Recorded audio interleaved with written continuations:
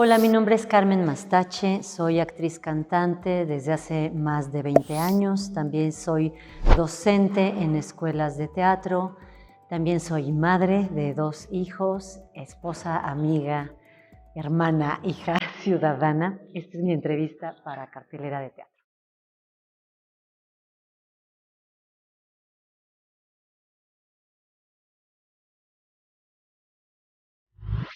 Pues pienso en 2 posibles respuestas. La primera es, el teatro es mi profesión, es lo que yo descubrí que podía hacer en la vida para ganar dinero, para aportar a mi grupo social, y también creo que está muy cerca de, pues, cual sea que haya sido mi misión y por la cual nací. Creo que tiene mucho que ver con el teatro. Y esto me vincula con una segunda respuesta. Creo que es una de mis grandes pasiones en la vida, la posibilidad de crear o modelar conductas en presente, en vivo y sobre la marcha, que para mí eso es actuar. Pues es algo que me fascina, me apasiona y me permite canalizar pues todo un impulso creativo y de inquietud artística que pues desde muy niña tuve. Mira, hay una frase de Héctor Mendoza, uno de mis maestros de actuación, en la que él decía: cuando la actriz o el actor no ha vivido una serie de cosas, muchas veces son los personajes quienes las o los llevan a vivir esa serie de cosas.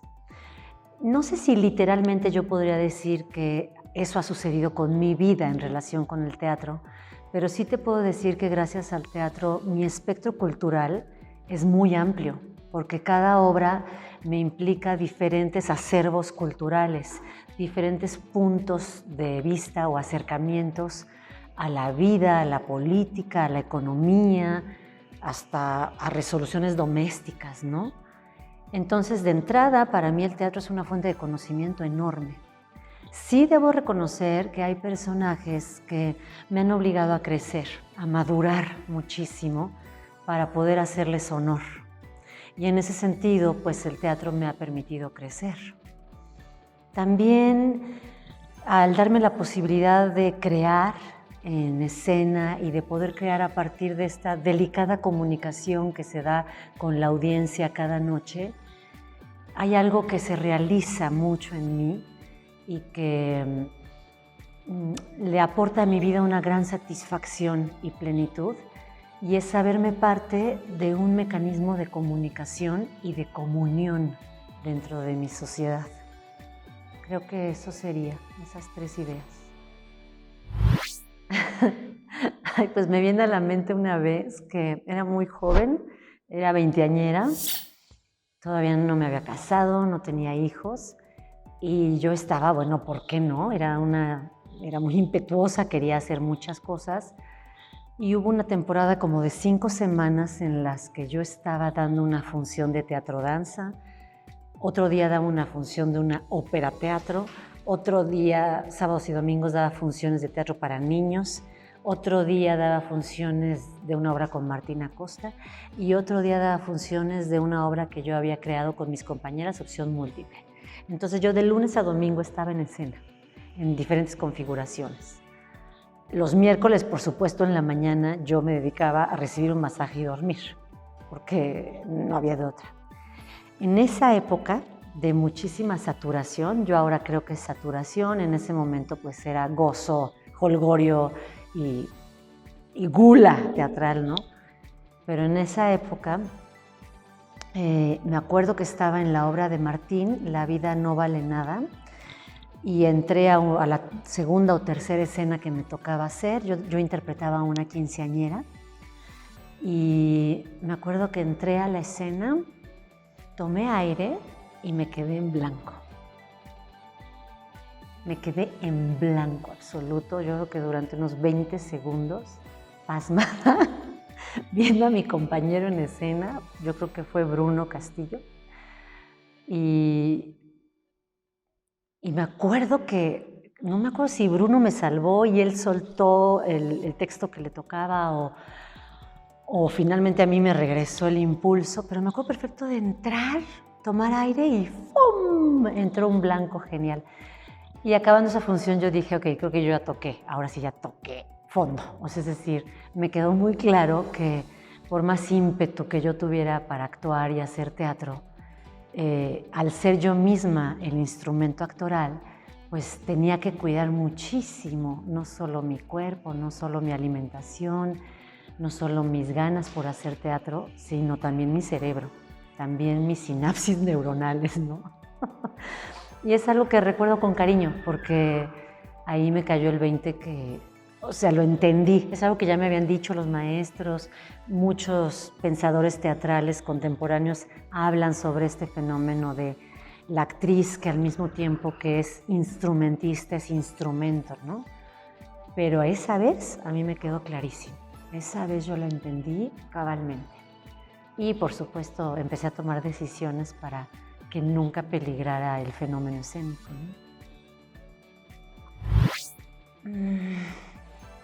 Desde muy niña a mí me atraía la danza y la música, especialmente la ópera. Mi madre cuenta una anécdota en la que fuimos a la ópera. Una época de la vida de mis padres estuvieron ellos en Europa y yo era chiquita y estaba con ellos también y con mi hermana mayor. Y dice mi mamá que lograron entradas para la ópera de París. Y dice mi mamá que en cuanto empezó, yo me quedé en la orilla del asiento pasmada, hipnotizada, viendo lo que estaba sucediendo y que así me quedé hasta el final. Y que eso a ella le impresionó mucho. Esa es como una anécdota, yo no lo recuerdo, la verdad. Pero sí recuerdo una inquietud constante cuando me llevaban a consumir arte, especialmente las artes performativas me atraían muchísimo. Entonces desde muy niña entré, afortunadamente mi primera aproximación a la danza fue a través de concheros, porque mi mamá tuvo la lucidez de no introducirme primero al ballet clásico, sino pues a la danza prehispánica típica de nuestro país. Entonces eso fue muy importante para mí y claramente era muy evidente que yo estaba como pez en el agua, ¿no? Yo todavía no era del todo consciente, pero sí me daba cuenta que me elegían los profesores para liderear. Había una facilidad, pues. Después entré a ballet clásico, que fue una formación de por lo menos 10 años muy importante. Y después, o más o menos por esa época, entré a la Escuela Nacional de Música, ahora Facultad de Música, porque yo quería tocar piano, me atraía el pianito. Pero ya estando en la Nacional, empecé a dimensionar todo el fenómeno musical y empecé yo a perfilarme hacia la posibilidad de ser cantante de ópera. Muy a tiempo, una de mis profesoras de canto detectó que mis cuerdas probablemente no iban a aguantar la carrera del bel canto. Quizá otro tipo de canto sí, pero la del bel canto no. Entonces yo lo supe muy a tiempo y me acuerdo de un trabajo de investigación que hice en tercero de secundaria en el que pues teníamos que investigar una carrera que más o menos nos interesara. Y mi madre también, fíjate, mi mamá es muy importante por lo que estoy viendo ahorita, llegó con un fajo así de puros folletos de la oferta académica que daba la UNAM. Y yo empecé a verlos, a seleccionar, voy seleccionando y al final el que quedó fue licenciada en Literatura Dramática y Teatro, porque respondía a la inquietud que para mí era muy evidente de bailar y hacer música, pero tenía también este contenido de la posibilidad de contar historias, de usar la palabra. Y creo que a partir de ese trabajo de civismo que hice sobre la licenciatura en Literatura Dramática y Teatro, se empezó ya a estructurar y a perfilar en mí con todo la posibilidad no solo de un arte performativa, sino claramente del teatro. Hubo un verano en el que fui a un curso en el Centro Universitario Cultural y ahí tuve la fortuna de conocer a Lilian Lara, al maestro Javier Villegas y a la extraordinaria maestra Marcela Aguilar. Y en ese encuentro, en ese verano, pues me di cuenta que yo lo que quería era ser cantante de ópera, pero donde estaba como pez en el agua era en el teatro. Entonces, pues yo creo que ha de haber sido entre los 15 y los 17 años, ¿no? Pero con todo este background de sí una estimulación artística que yo les agradezco a mis padres, ¿no? Pues creo que fueron muy afortunados, Ariel. Yo considero que fueron afortunados. Tuve la fortuna de pertenecer al grupo Calidra, que es un grupo de danza-teatro que fundó Marcela Aguilar y Luis Rábago, este renombrado actor. Entonces, a través del entrenamiento de finísimo rigor y sensibilidad con Marcela Aguilar y la alimentación que daba Luis Rábago en la convivencia a través de ese primer montaje que hice con ellos, que fue Mañanita de Juguetes, recuerdo que yo empecé a entender la lógica teatral. A la par que iba estudiando la licenciatura, iba entendiéndola en la praxis, iba captando cuál era la verdadera dinámica, más allá de como las condiciones asépticas que te pueden ofrecer en las aulas, ¿no? Entonces eso de entrada ya fue muy afortunado para mí. Algo que también creo que me ayudó mucho fue esta iniciativa de Esteban Roel, de la Liga Latinoamericana de Improvisación, en donde muy tempranamente nos convocó a muchos jóvenes a que estuviéramos haciendo partidos de improvisación. Además de que por ahí uno canalizaba su creatividad, mucha o poca, canalizaba su necesidad de juego, porque cuando estás muy chavito lo que quieres es jugar, lo que necesitas es dimensionar el teatro desde el juego. Claro que leer Aristóteles es importante, claro que saber, no sé, la poética de, que me decían hace poco, la poética de este renacentista, el otro, ¿no? O lo que piensa Diderot, etc. Todo eso es muy importante. Pero el empuje que uno trae entre los 18 y los 25 es físico, es emotivo. Entonces la liga creo que canalizó a un gran grupo, pero también sirvió de semillero. Sirvió para que muchos directores emergentes empezaran a ver a personas. Entonces, muy tempranamente, también en un verano, creo que entre segundo y tercer año de la carrera, además de mi trabajo como bailarina ya en el grupo Calidra de Marcela, me llamó a trabajar Larry Silverman y Perla Schumacher del grupo 55. Entonces, también ahí hubo un verano en que me fui a una gira con Enrique Arreola, que por supuesto fue una fortuna convivir con alguien de esa estatura actoral como es Enrique, pero tuve una gira, pues yo creo que no sé, ha de haber sido larga, por lo menos han de haber sido 3 semanas, nos subíamos a un camión e íbamos de lugar en lugar por todo el norte y noreste del país, con Larry y con Perla, que pues fueron personas muy amorosas, porque era parte de su proceso y de su propuesta de creación para público familiar. Entonces creo que eso también fue muy afortunado. O sea, yo empecé a ganar dinero en un verano, en una gira, en condiciones óptimas de trabajo. Yo regreso, sigo adelante con la carrera. Hay algunas ofertas laborales que tuve que rechazar, remontajes que tuve que rechazar para poder acabar en tiempo y forma mis materias, por lo menos. Me tardé más en hacer la tesis, pero sí la acabé también. Al mismo tiempo, a través de la LIMI también entré muy en contacto con el grupo Bochinche que dirigió Carlos Corona, o dirige Carlos Corona, y también fue un encuentro ahí ya con más pares, es decir, con personas más cercanas a mí a nivel generacional, y pues gozosísimo, es decir, la posibilidad creativa con Aide Bueto, Ricardo Esquerra, Mariano Cosa, Juan Carlos Vives, el mismo Carlos Corona. Hay muchísimas personas que estuvieron muy cerca del grupo Bochinche y también con ellos viví mis primeras giras internacionales, ¿no? A España, recuerdo una gira entrañable a España. Jorge Zárate en algún momento fue colaborador del grupo Bochinche. Entonces, pues no puedo más que estar agradecida. También creo que yo estaba preparada para cuando llegó la oportunidad.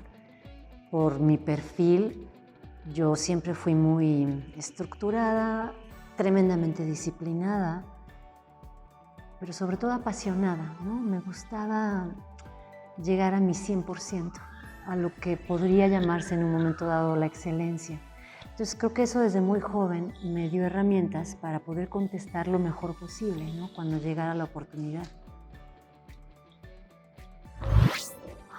Pues son muchos, ¿eh? A ver, voy a ir más o menos en orden cronológico. Javier Villegas, Marcela Aguilar. En canto, la mismísima Belén Amparán, con la cual yo tomé clases cuando tenía 7 años. Una tremenda contralto que es del siglo XX. Hernán del Riego fue de los primeros que me dijo, asúmete como actriz cantante, porque él es actor cantante. Y luego viene pues el gran momento y el gran encuentro con el maestro Héctor Mendoza, que creo que me dio una estructura tremenda, muy buena. Creo que me tocó el polvo de oro de Mendoza, ¿no? Tuve la fortuna de que él decidió dar 2 años seguidos actuación. Después de un sabático que se tomó, regresó y dijo, voy a tomar una generación 2 años. Entonces fue buenísimo, porque realmente asenté. Lo que para mí era intuitivo, con Mendoza se volvió técnica. En el campo del realismo, por lo menos.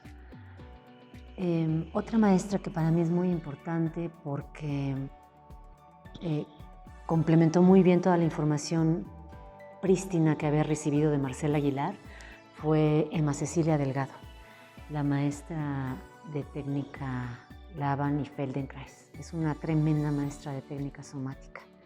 Emma creo que me abrió un universo poderosísimo de conexión con el cuerpo, no forzosamente ligado al movimiento, en todo caso al movimiento más sutil, no de traslación en el espacio, no sabría cómo decirlo.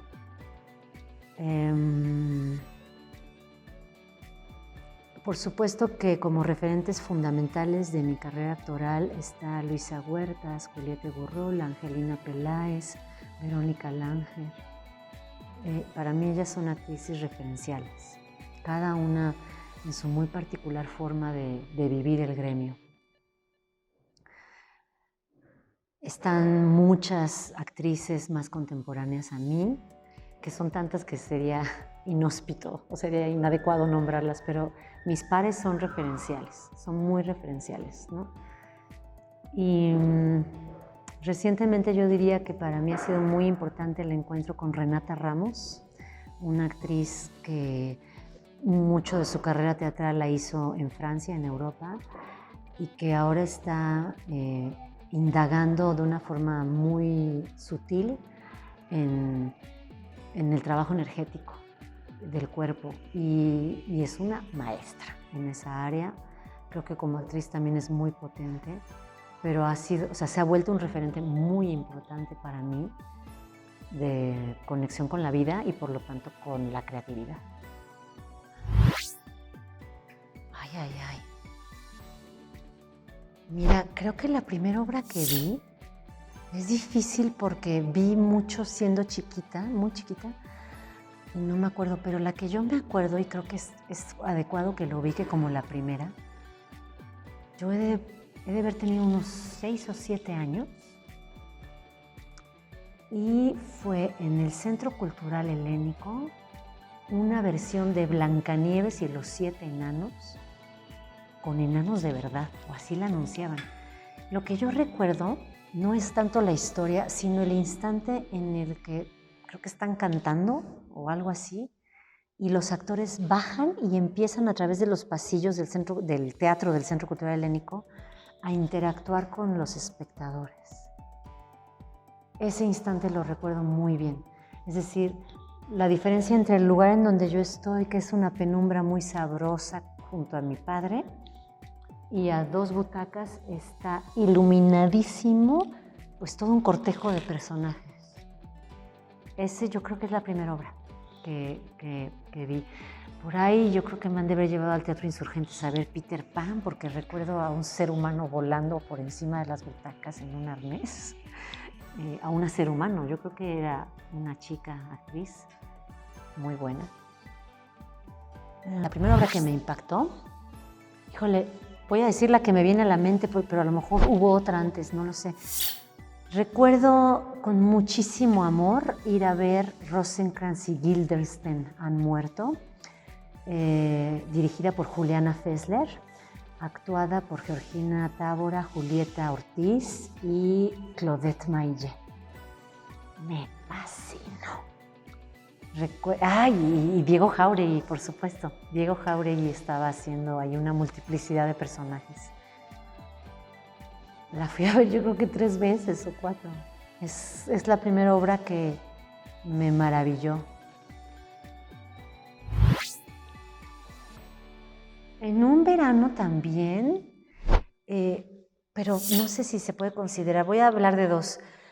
En un verano, yo creo que yo ya tenía unos 10, 11 años, nos iban a meter en el Foro Shakespeare a un curso de verano para niños de cine, a mi hermana mayor y a mí, pero se cayó el proyecto, o sea, a la mera hora no, pero había uno de teatro. Entonces nos metió mi mamá, no sé quién es el maestro, no sé qué profesor fue, nunca he sabido. Me encantaría saber quiénes dieron en esos años, en los 80, cursos de verano. Pero era un maestro divertidísimo y éramos puras niñas y 2 niños chiquitos hermanitos. Todas las demás éramos puras niñas. Entonces nos dio un curso de máscara, nos enseñó a hacer máscaras con esta técnica de usar vendaje con yeso. Muy divertido. No me acuerdo de su nombre, pero lo recuerdo con cariño, pero ya no lo voy a reconocer porque en ese momento él era muy joven. No sé quién habrá sido. Y entonces nos dijo, vamos a escribir una obra para su cierre de curso de verano. Y total que escribimos una obra en la que éramos unas hermanas que hacíamos cosas mientras nuestros padres estaban en un viaje. Y la escribimos entre todas, escribimos las escenas. Y yo, siendo de las medianitas o más chicas, yo era la mayor. Y me acuerdo que, pues no sé, había una escena en la que estábamos sirviéndonos de desayunar y yo traía una charola en las manos con un montón de trastes para servir de desayunar a todas las hermanas y hermanos. Y entonces una de ellas decía, han llegado mis papás. Y corte a tirar la charola y oscuro. Entonces, bueno, me acuerdo de esa experiencia escénica teatral. Me acuerdo del Foro Shakespeare, no sé si tú lo recuerdas antes de que lo remodelaran, con estas 2 entradas rarísimas que daban de camerinos hacia el frente. Bizarrísimo. Eso recuerdo. Pero hay una primera experiencia en donde sí, claramente ya hay una encarnación de personaje y una experiencia de lectura, análisis de textos, etc. Y fue en la prepa que me metí evidentemente al taller de teatro, ya después de que en secundaria empiezo a descubrir qué es la actoralidad. Para prepa me meto al taller de teatro con Marisa Magallón, una actriz egresada del CUT que daba en ese momento allí el taller en Prepa 6. Y montó un entremés, Marisa, montó un entremés de Cervantes. Wow, no me acuerdo, pero me acuerdo de mi personaje. Yo era la Cristinica, era la criada de la dama joven. Y me acuerdo perfecto de Marisa dirigiéndome, divirtiéndose con lo que yo iba haciendo. Me acuerdo del estreno lleno de colegas preparatorianos. Ya sabes cómo es el público en las prepas, o sea, puede ser depredador. Y me acuerdo que funcionó, o sea, se rieron, les gustó. Yo creo que esa es la primera obra de teatro, ese entremés de Cervantes, con el personaje de Cristinica. Le escribí una carta a Cristinica, por ahí debe estar esa carta. Híjole, no sé, es que tengo muchos personajes queridos y entrañables. Hay muchos, o sea, y hay muchos momentos en donde yo sigo confirmando que es una actividad bella, que vale la pena. Fíjate que con la pandemia, perdón, ahorita respondo a tu pregunta. Pero con la pandemia me di cuenta que el teatro se fue a la alza, ¿eh? Porque la posibilidad de que tengas presencialmente a una persona contándote una historia va a ser un lujo. Va a ser un lujo. Entonces, quienes dominemos esa habilidad y ese arte, vamos a ser cotizados porque es tal la oferta que se está dando de entretenimiento en línea que va a llegar un punto en que ya no te revele nada de ti misma o de ti mismo sentarte una vez más frente al televisor. Pero sentarte una vez más junto con un grupo de personas, frente a un músico, frente a un bailarín o frente a un actor o actriz, eso creo que se va a ponderar distinto ahora.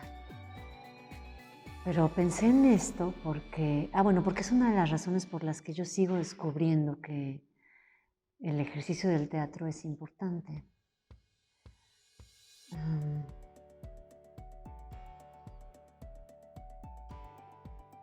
No sabría contestarte ahorita. Quizá hace unos 10 años te habría dicho tal personaje.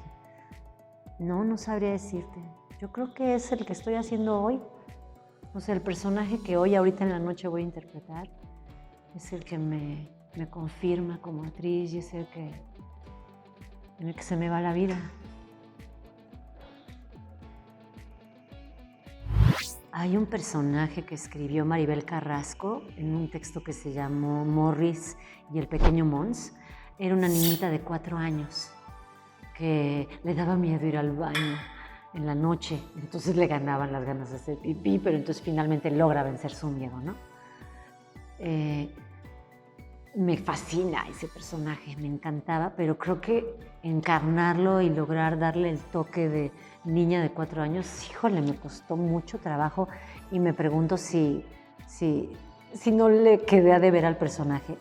Pero también a veces pienso que más bien ahí fue un error de selección, es decir, quizá yo no era la actriz indicada y aunque me moría de ganas de estar con ese equipo creativo y de trabajar un texto de Maribel, quizá yo tendría que haber tenido la claridad para decir, no, este no es para mí, no.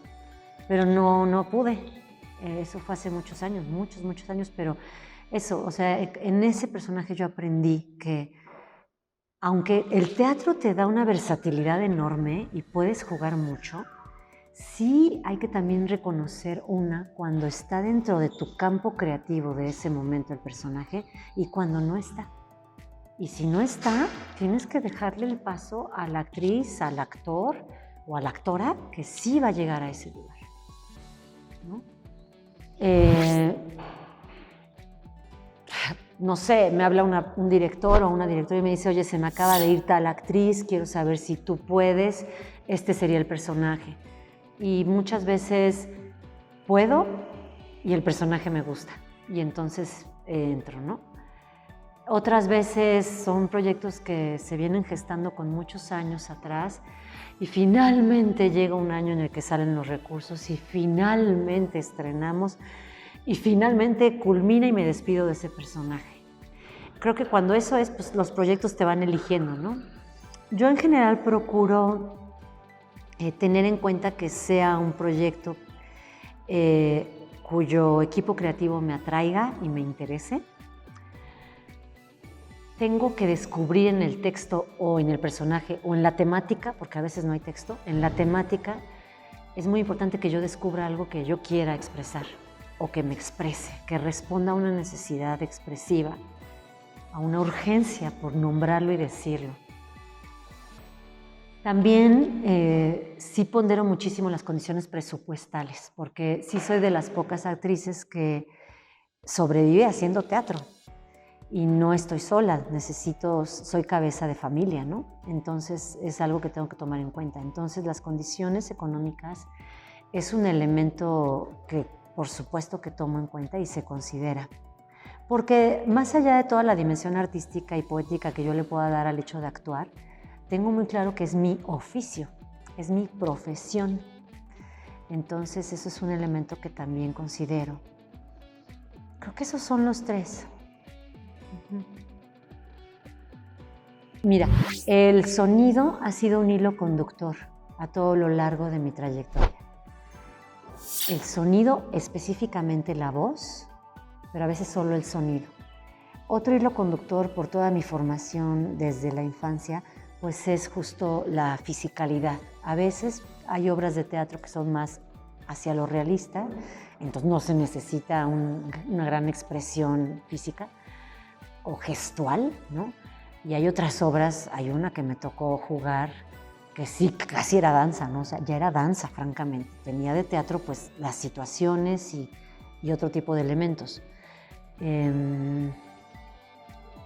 Pero bueno, en ese sentido, ese es un hilo conductor y creo que es algo que me sigue interesando. O sea, me sigue interesando investigar, descubrir, ponderar cómo va sucediendo la voz en un evento teatral, aunado a la experiencia sonora, aunado a la experiencia corporal. O sea, son hilos conductores. Me interesan mucho los textos inteligentes, es decir, textos en donde claramente vemos que hay una tesis por parte de la dramaturgia y claramente vemos un desarrollo y una propuesta que invite al espectador a reflexionar. Es muy difícil que me involucre en entretenimiento por sí mismo. Es muy difícil, ¿no? No voy a decir que no, pero es muy difícil. Creo que ahorita me está interesando muchísimo volver a retomar este perfil de actriz ligada a la música. Creo que por ahí estoy empezando a indagar y a volver a echar redes para eso, para investigar en mí misma un perfil como actriz músico, no solo actriz que canta. Hacia allá voy. En algún momento de la vida me encantaría hacer teatro de objetos y me encantaría hacer máscara, pero no se ha dado. Supongo que si me toca se va a dar. También no descarto la posibilidad de hacer trabajo de actuación en cámara, pero es un oficio que respeto muchísimo y que aún no ha llegado en las condiciones óptimas, ¿no? Porque, bueno, pues quien ha hecho esto lo sabe, ¿no? Es tremendamente demandante. Si sustentar una temporada de miércoles a domingo es agotador, pues cuando te vas a filmación, pues te vas a veces 10 semanas o tienes que estar sin hacer nada sujeto a que te llamen, ¿no? A que te llamen. Eso diría. Entonces, pero es algo que me parece que sería un campo de creatividad interesante. O de actoralidad, quizá más de actoralidad.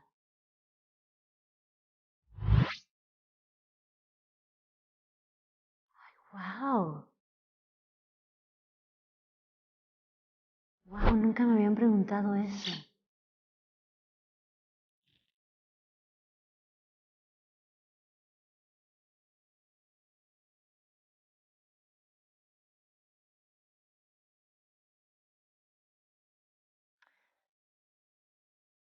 Ay, pues me habría gustado mucho poder escuchar en vivo a María Callas. Quizá no platicar con ella, pero sí por lo menos estar sentada en una butaca viéndola actuar y escuchándola. Y hay otra persona que me viene a la mente porque me gusta su trabajo, porque también sé que tiene un perfil docente, porque ya falleció, tuvo un perfil docente y es Alan Rickman, este actor inglés que falleció ya. Sé que tuvo un perfil docente muy importante, un perfil actoral tremendo como actor shakespeariano y también pues toda su proyección en cine como malvado de varias películas y sagas. Alan Rickman, me habría encantado y a él sí me habría gustado echarme a cup of tea with him. A mí me emociona muchísimo la posibilidad de vivir la división de espacio, es decir, que en cuanto inicia la obra, el espacio se divide entre los que miramos y recibimos y entre aquellos oficiantes que prepararon la experiencia para ti. Me emociona cuando soy espectadora, me sigue emocionando. Es un instante único que ya en sí, a lo mejor me gusta o no me gusta la obra que vi, pero ya en sí ese instante en el que se abre el tiempo sagrado de la representación, me gusta muchísimo. Me gusta mucho pues esa lectura clínica que me otorga ser actriz para ver cómo van resolviendo y van creando la ficción las y los colegas. Para mí es un ejercicio tremendamente de concentración, o sea, entro, estoy allí, pero al mismo tiempo es una celebración. Entonces, es muy lúdico para mí estar viendo una obra. Es muy raro que haya una obra que no me guste. Soy bien facilota como espectadora, es muy raro, porque me emociona el fenómeno en sí, me emociona. Eso. ¿Algo más que nos quieras compartir ya para terminar? Ariel, te agradezco esta entrevista, ojalá me puedas pasar una copia para que yo tenga este documento de todo lo que pues ahorita en la evocación bajó. A mí me haría bien escucharme y eso me va a servir para seguir entendiéndome. Me parece una entrevista muy inteligente, eso quisiera agregarlo y que quedara en la entrevista. Agradezco tu iniciativa y ojalá que este testimonio pues abra espacios de inspiración, de salud y de crecimiento, seas o no actor, actriz, actor.